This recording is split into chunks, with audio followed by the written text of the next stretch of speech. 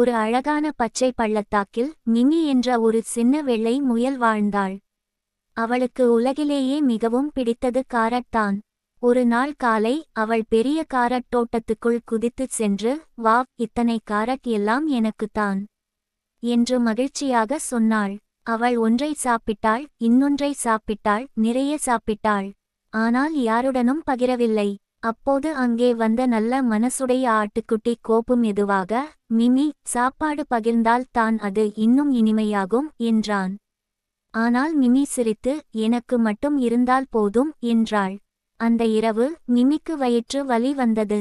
அவள் சோகமாக இருந்தாள். கோபு அவளுக்கு சூடான பால் கொண்டு வந்து கொடுத்து மெதுவாக போர்வை போர்த்தினான். "நல்ல மனசு தான் உண்மையான செல்வம்" என்றான் அவன் அன்பாக. அடுத்த நாள் காலை மிமி தனது தவறை உணர்ந்தாள். ஒரு காரட்டை எடுத்து கொண்டு கோபுவிடம் சென்று, "மன்னிச்சுக்கோ, இனி நாம பகிர்ந்து சாப்பிடலாம்" என்று சொன்னாள்.